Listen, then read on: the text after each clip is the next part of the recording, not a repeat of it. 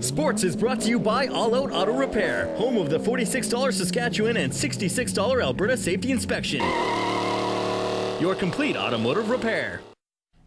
Moses, we got a chance to catch up with Peter Sambu after the very short-lived playoff berth the Lakeland Rustlers had, even after they finished that phenomenal season without a loss. It was remarkable, and you know, just the transformation, really.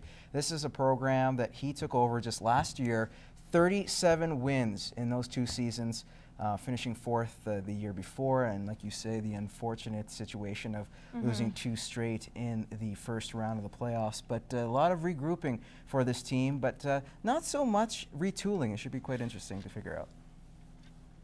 Well, Lakeland's men's basketball team, again, finished 20-0 in the regular season, only to be upset in that first round. We talked to head coach Peter Sambu about this season and what to expect next year. It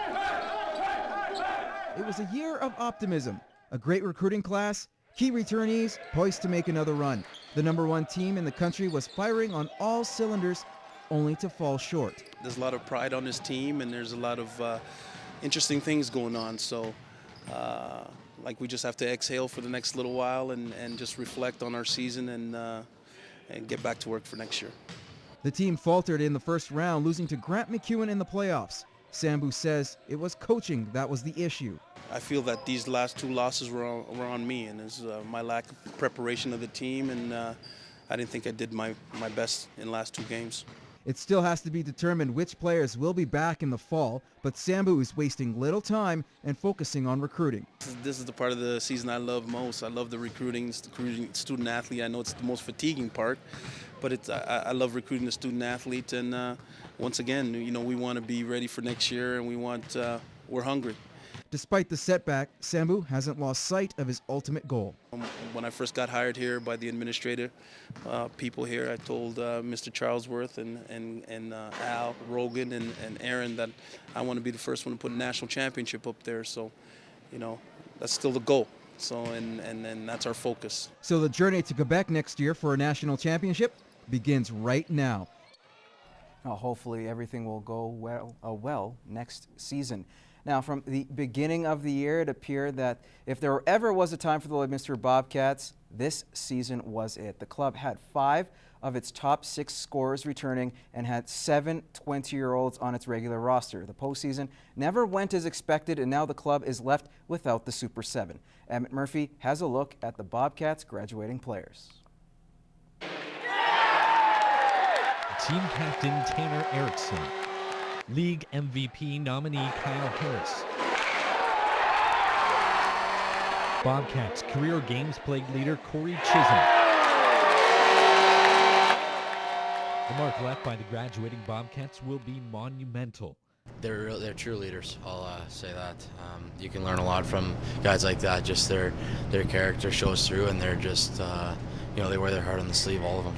Also departing are season scoring leader Topher Flanagan, Kyle Bowen, Mike Zagregan, and Jeff Lorenz. I've been playing with lots of these guys for three years, and it sucks having to say bye. But none of the graduating players have future hockey decisions made, something that head coach Brian Curran sees changing soon. I'm very confident about some of the kids getting some scholarships to different schools. I know Topher Flanagan will be going somewhere for sure.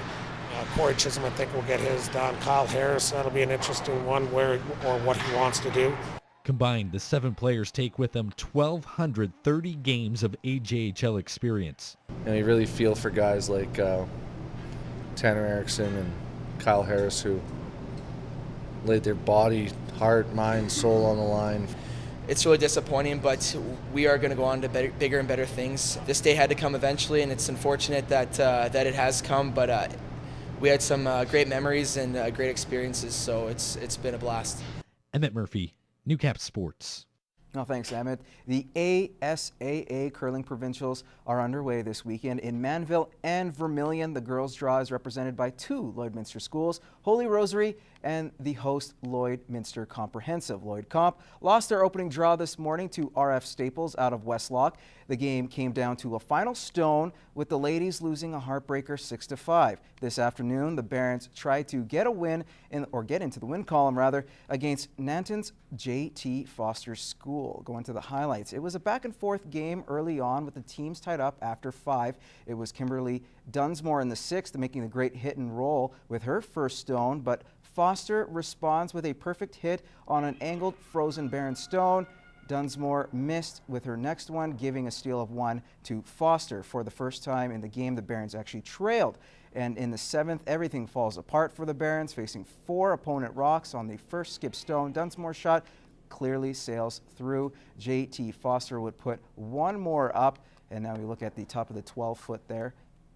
Right in that shot, so they got 5 stones in there, would you believe it? And then there was plenty of room there, although they would get 1 draw in tight. They couldn't make it. They lost 8-3, giving up that. We'd like to win some games, but our goal was to make provincials, and we did. So, yeah, the most important thing is sportsmanship, having a good time.